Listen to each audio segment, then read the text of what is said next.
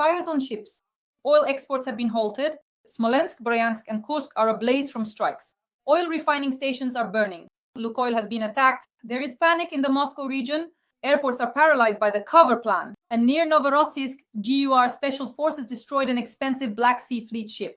Russia is losing its fleet, oil, and airspace all at once. We'll discuss all of this with the well-known military analyst Roman Svitan. Roman Grigorievich, welcome very much. Thank you. Wishing everyone good health. Roman Grigorievich, look, Primorsk has been attacked. Ukraine struck Russia's largest oil terminal port, Primorsk, which handles about 60 million tons of oil annually and brings the Kremlin up to $15 billion. Shipments have been halted.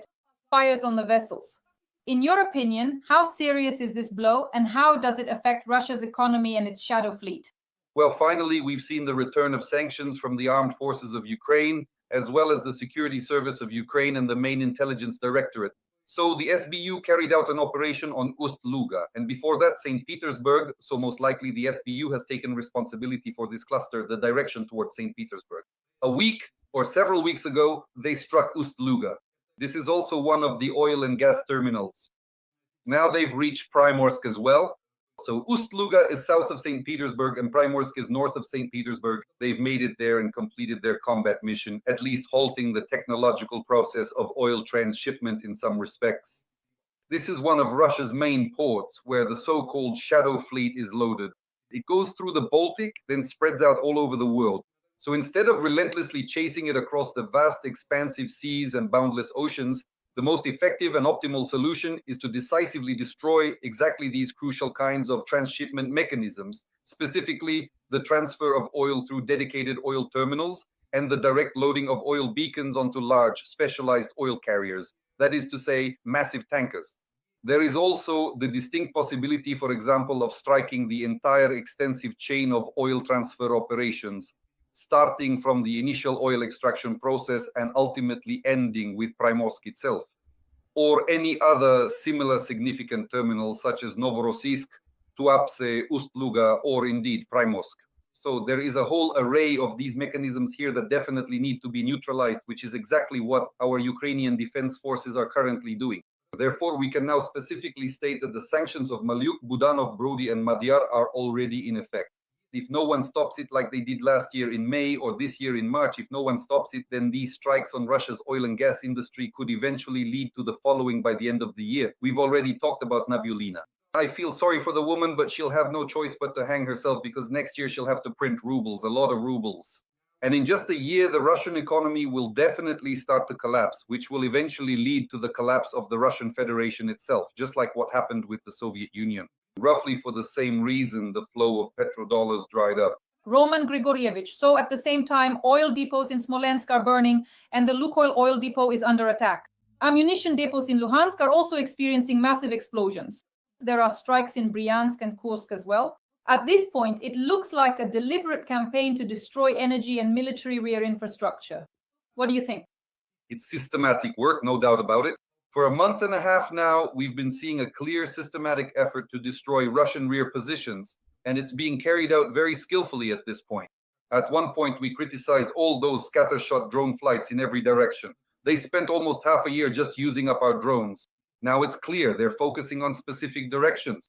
For example, the security service has taken on the direction towards St. Petersburg, and they keep hitting it and won't stop until they've completely destroyed it. The main intelligence directorate is mainly working toward Crimea and Novorossiysk. So their area of focus is already clear. There's a constant flow of information, and it's already obvious who is responsible for what. Special operations forces, drone system units, and the Ukrainian Air Force are carrying out specific missions against enemy rear areas, reaching as far as the combat radius of their strike capabilities.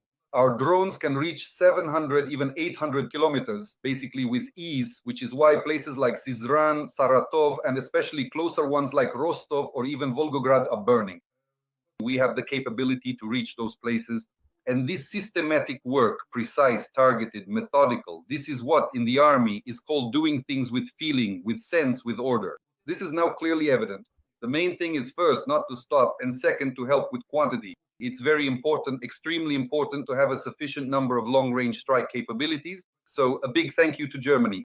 At one time, they paid over 400 million euros for the production of the AN-196 Liuri drones. The Lyuty drones are now striking Russian rear targets one after another. Of course, this is still not enough. After all, the payload that the Lyuty can carry is up to 100 kilograms. Well, usually 50 or 75, depending on the fuel load.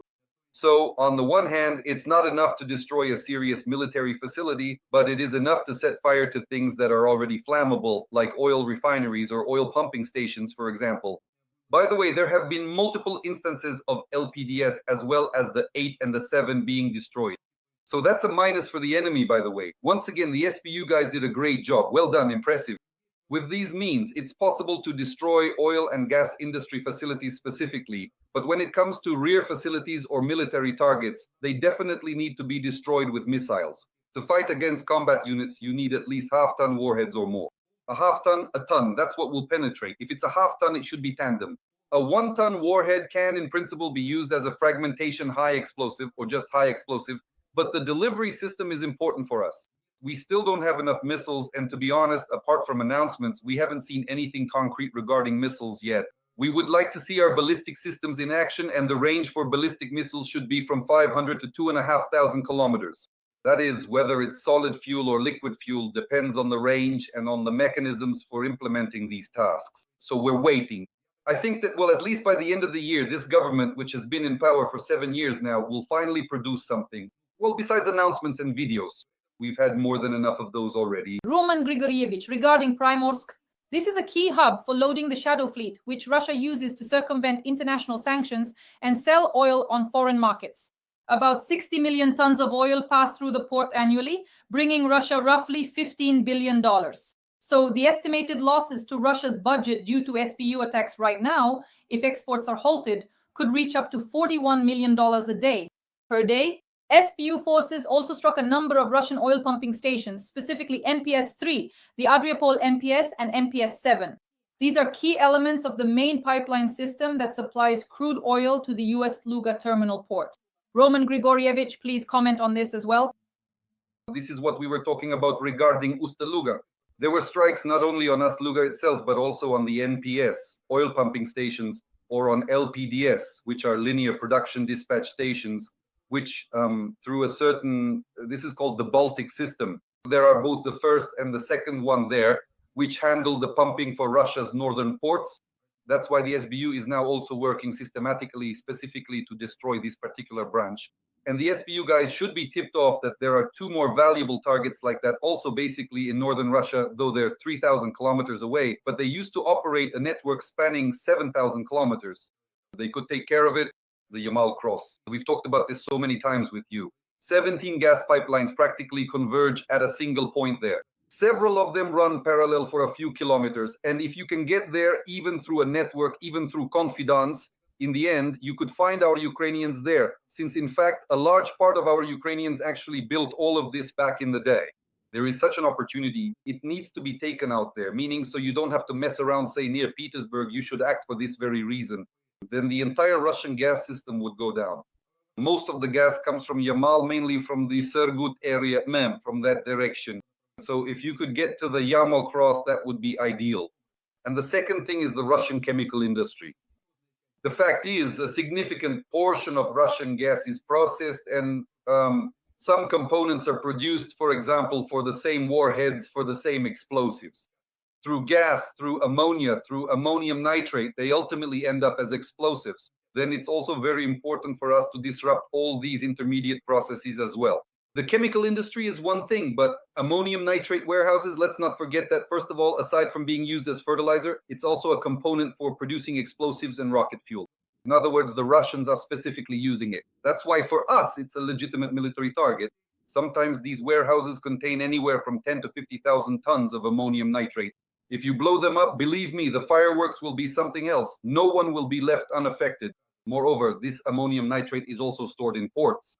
That is, the explosion could simply destroy the entire port if the ammonium nitrate undergoes a certain chemical reaction. Specialists know how to achieve it. In Lebanon, if anyone remembers, just a few years ago, Russian ammonium nitrate, by the way, which had been brought there at one point, exploded and practically wiped out the entire port. So that's how you need to operate. And to the SBU, the main intelligence directorate, and our confidants, we've told those who care so many times, just look around, see what military targets in Russia can burn, set them on fire. Well, set them on fire after all. In the end, this will lead, first of all, to a halt in hostilities, to the restoration of territorial integrity, and ultimately it could bring about the collapse of that prison of nations that is the Russian Federation. Finally, the republics, 21 of them, will set out on their own, become normal countries with their own governments, their own ethnicities, their own histories, and without this oppression from Moscow. Such a possibility exists. And while hostilities continue on the battlefield in Ukraine, if you can help, help. Roman Grigorievich, the destruction of a ship near Novorossiysk. Let's dedicate the second part of the program to Crimea, Novorossiysk, and the Russian Black Sea Fleet. The GUR Special Forces destroyed a ship of the MPSV-07 project, one of 4 of its kind in the Russian Black Sea Fleet, worth over $60 million. This is not a random strike, but a targeted elimination of key fleet units. Let's discuss this strike and how seriously the loss of this ship weakens the Black Sea Fleet and its capabilities, and the fact that we are finally striking Novorossiysk. Well, we need to be, so to speak, precise. It wasn't destroyed, it was damaged. If it had been sunk, then we could say so. And even then, that's not a given. A sunken ship can be raised and restored. If it had been hit in a certain storage area, the so-called powder magazine, then of course it would have blown up and been torn apart, like what happened to the Moskva. But right now it's been damaged. Mainly the deck superstructures were damaged, the so-called radars and the control system. So it's damaged, and at the moment it can't carry out its combat mission. The mechanism of the damage is very interesting. At distances of hundreds of kilometers, drones were carrying out their combat mission under direct control. It was clear that they were under direct operator control, or with machine assistance, so-called machine vision, or with artificial intelligence. In other words, there was definitely some guidance involved because they hit exactly where they needed to on the moving, or rather, as Russians say, the swimming ship. Sailors will know what I mean by that. They hit exactly the right spot. So the means of delivering these drones have already been perfected. Most likely these are BECs, unmanned boats. I call them mini aircraft carriers, which can travel several hundred kilometers one way, strike Russian military targets, and then return for the next batch of drones. That's if we're talking about FPV level drones, for example. But if these are operational level drones, that means they have relay capabilities. By the way, those same BCs can be used as relays to carry out combat missions. Drones that are launched from the mainland with operators located on the mainland as well carry out and complete their combat mission. They finally made it to Novorossiysk. It took a very, very long time, but now we are returning once again to the Novorossiysk base, to the Novorossiysk roadsteads. And we shouldn't forget, it's an entire complex, a whole set of maritime structures and sea terminals. Right there is the significant Novorossiysk port, which is primarily used for the transshipment of crude oil, various oil products, including light petroleum products and other valuable commodities. So we need to take out the oil boys, not allow the Russians to earn money not only through Primorsk or Ust-Luga, but also through the Tuapse and Novorossiysk ports. But I think the specialists know, the main intelligence directorate understands this issue perfectly, and this direction in the near future will be on fire, just like the SBU is currently working on Ust-Luga and Primorsk and on St. Petersburg. Roman Grigorievich, how do you assess our work in the occupied Crimea, the strikes, the work of the main intelligence directorate, the armed forces of Ukraine, the military attacks? Well, preparations have been underway for a month and a half already. Most likely this is preparation for a serious attack, either by air or by missile, because mainly radars and control systems of the radio technical troops of the Russian Federation are being destroyed. RTV is one of the main components of the air defense system and in general the defense of Crimea.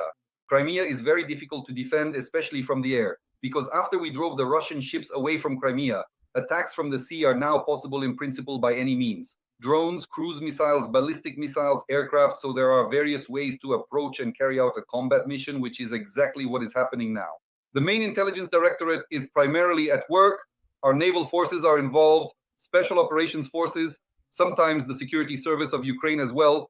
That is, they also carry out missions in this direction, although most likely they are still focused on the northern direction. That's the right approach too. Sometimes diversion, so-called echeloning, either by altitude or by direction, works quite well and yields good results. And lately we can talk about dozens of Russian radar stations being taken out, both in Crimea and in the direction toward Crimea, that is along the Kherson and Zaporizhzhia fronts.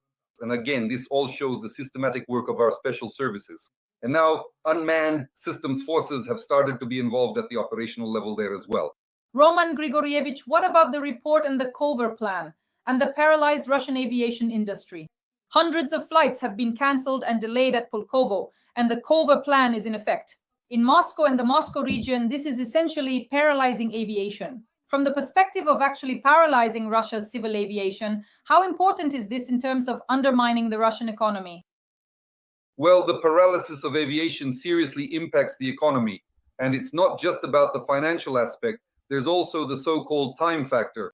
It's one thing to rattle along on a train for several weeks, say to Vladivostok or, for example, to Beijing, and quite another to fly there in 10 to 15 hours, depending on the number of layovers.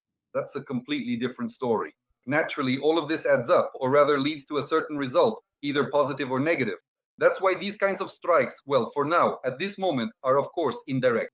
In other words, our goal right now isn't to ground Russian aviation. The focus is on carrying out combat missions and destroying military targets. And as a side effect, so to speak, the Russians are trying to manage all this through the carpet plan, fully aware that our combat drones could collide with Russian civilian aircraft in the air. And so they simply activate the carpet plan because no air traffic controller or flight director will take responsibility for allowing civilian aircraft to take off or land if there is an unidentified flying object present. That is essentially what the carpet plan is, as they call it. In other words, this is a significant side effect, so to speak, of carrying out a combat mission. Well, it still undeniably brings certain negative, rather detrimental consequences for the Russian economy, causing considerable impact. For us, of course, the more problems the Russian economy has, the better it is for us. So this kind of tandem, you could say, strike while carrying out a combat mission is in principle positive for us. Roman Grigorievich, meanwhile, the Russian Ministry of Defense has reported shooting down all 221 drones over the territories of Bryansk, Smolensk, Leningrad, Kaluga, Moscow, Novgorod, Oryol, Belgorod, Rostov, Tver, Pskov, Tula, and Kursk regions. What do you say to that? Well, then let them go get a banana from the fridge or grab a candy from the table, since they're such heroes, so great, and manage to shoot everything down. Then what's burning in Ust-Luga, in Primorsk, in Saratov, in Syzran, and so on? That's not just happening for no reason, probably spontaneous combustion, you could say. They smoked where they shouldn't have, and where they should have, they didn't really smoke. Let them finish their smoke. Because it's clear this was a massive attack. Several hundred of our drones, and about half of them, well, that's standard by the coefficient, half were decoys meant to draw the enemy's air defenses. That's their job. We also have a lot of flying boards that cost $200, but they draw out a Russian missile, which can cost hundreds of thousands of dollars, or force the Russians to deploy helicopters and planes, using up their aviation resources for a large-scale attack. This is our response for our Polish brothers. Well, we showed the Russians, don't mess with our people. It's better not to mess with our people, otherwise you'll keep running into problems like this, and not just once. This kind of European unity should be cultivated at the very least, and we expect the same attitude from our partners. Roman Grigorievich, regarding another important topic, military exercises. Today, Russian-Belarusian military exercises called Zapad 2025 are starting in Belarus. The exercises will last until September 16th and will take place at training grounds in Belarus and Russia, according to Belta. The media claim that their goal is to practice modern and joint actions of Belarusian and Russian troops within the framework of ensuring the military security of the Union state and readiness to repel possible aggression. That's a quote. Is there any real threat, Roman Grigorievich? Because as I understand it, Poland has closed the border and Poland is already concerned about these exercises. What do you think? Well, they're right to prepare for the worst. It's just that it won't happen because there are no combat units there. Well, there are several tens of thousands, about 20 to 25,000 Russian Belarusian soldiers. Most of them, well, the majority of them have never seen combat, meaning they've never been under fire. So they definitely don't pose any threat in terms of large-scale offensive operation. Well, the military always prepares for the worst, so it's right that the Poles have deployed 40,000 troops along the borderline, closed the border, and that's basically the main thing is that they don't open it. It needs to be sealed up and forgotten about, as they say. That's when there will be a real effect, by the way, including an economic one. And a military effect as well, because it's much easier to guard a border that no one is sneaking across. And if someone does sneak across, you need to get them in your sights and carry out your combat mission. That's basically it. That's what the Poles are ready for now. But really, judging by the number of forces and resources allocated for these exercises, this isn't a combat unit in terms of carrying out a mission, but they can create certain provocations, for example, at the same level as the recent drone incursion into Poland. Provocations using aerial means of attack, mainly aviation related. So these could be either drones or cruise missiles or planes and helicopters, like when the Mi-8 helicopter entered Estonian airspace for 4 minutes. So in the near future, they might send in pairs or maybe just one at a time, helicopters, planes into the airspace of Poland, Lithuania, and Latvia, trying to provoke some kind of reaction. But all this is happening near the so-called border conflict without crossing the line of what's allowed. They've already more or less figured out where they'll start getting shot down. And that's why in this zone, about 10 to 15 kilometers, they might hover around, but nothing more than that. So most likely the Russians, together with the Belarusians, won't be capable of anything more than that at the moment. As for the issues they'll be addressing during these exercises, well, the only, let's say, reasonable action would be if the Russians teach the Belarusians how to sort the remains of the destroyed Russian army into body bags, if the Belarusians take part, that is. Sometimes you get 3 legs in a bag or 4 arms, 6 eyes, so these 6-legged, 7 whatever creatures sometimes end up being buried in Russia. So you need to be careful with that. I think that's actually the main point here. Russian troops will be sharing with Belarusian troops. Let them get ready to properly sort body parts into bags. Roman Grigorievich, after the attack on Poland, after that an investigation came out showing that in fact the drones were headed for Russian military facilities in Poland. This was deliberate. Polish SIM cards had been purchased. This had been in preparation since the summer of 2025. And after that, a huge number of reputable European and American media outlets published articles saying that Poland demonstrated a very low rate of drone interception, that Poland has major problems, and that if there is a large-scale war, if Russia attacks NATO countries, the Poles will face enormous difficulties. Moreover, they were shooting down cheap Russian drones with very expensive military equipment, the costs of which are simply incomparable. And then analysts come to the conclusion that, in principle, since Russia saw that there was no reaction to its strike on Poland, that is, NATO decided that this was not a threat at all and that it was not worth responding, Russia will continue to try attacking with missiles, and in the future, the attacks could become much more serious, up to and including an invasion of European countries, NATO member states. What do you think? Well, that's a nice fairy tale. Why? Let me explain. If right now, just imagine the Russians, say, rode into some Polish voivodeship on machine gun mounted carts, right? Could they have managed to break in? Yes, of course they could. On horses, on carts with machine guns, with bows and arrows, with whatever, with some other weapons from the last millennium. The Poles, if, well, maybe they wouldn't have stopped them right away, of course. And then someone would have had a complaint against the Poles. They just can't fight against horses. But why even do that? Why, for example, create a serious system to counter a Russian invasion of that level when there are much more effective means? But if you're running somewhere with bows and arrows, well, in the end, eventually there are machine guns. If you're running somewhere with machine guns, there's aviation. Even if you advance somewhere with aviation, or say with drones, with an air component, well, there are missiles too. If there is serious pressure toward Poland, the Poles should just simply cover Moscow with ballistic and cruise missiles from their air force. Why bother fighting with these bows, arrows, and drones? The strike should hit directly at the heart of Russia, that is Moscow, targeting Moscow, the Kremlin, and the Rubliov Kabats. We've talked about where decisions are made, so that's where it should go.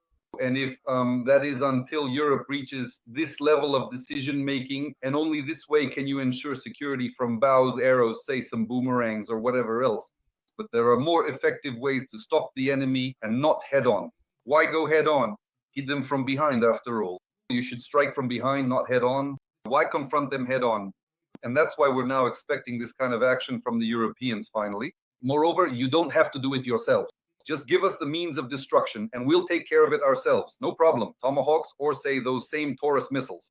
We could hit Moscow in a heartbeat, 1, 2, 3, on behalf of the Poles, the Europeans, anyone at all. We can do it, and then believe me, not a single drone, not a single arrow, not a single sideways glance toward Estonia, Lithuania, Latvia, or Poland will come from Belarus or Russia, once they clearly understand that even a sideways glance toward the West will immediately bring, say, 12 missiles into the Kremlin or military targets in Kapotnia, or military sites in and around Moscow. So that's how we need to act and prepare for what? For the conduct of military operations from the last millennium? Why? Why build some kind of grand, elaborate defensive structures just to hold back some hypothetical, potentially aggressive Russian army that might someday deploy somewhere? Instead, strike Moscow right away. Hit those same crucial Ural factories, specifically Ural Vagonzavod, the significant Yamal Cross, and the vital Omsk oil refinery. There are key strategic points like these, hundreds of them in fact, that Europe can easily reach with its advanced missile and air capabilities. Press any of them and Russia will shut down instantly, like the lights going out in a bathhouse, and those sideways glances toward the west will disappear. Europe has these means and they have 3 to 4 times more aircraft than the Russians, not to mention missiles of various types and so on.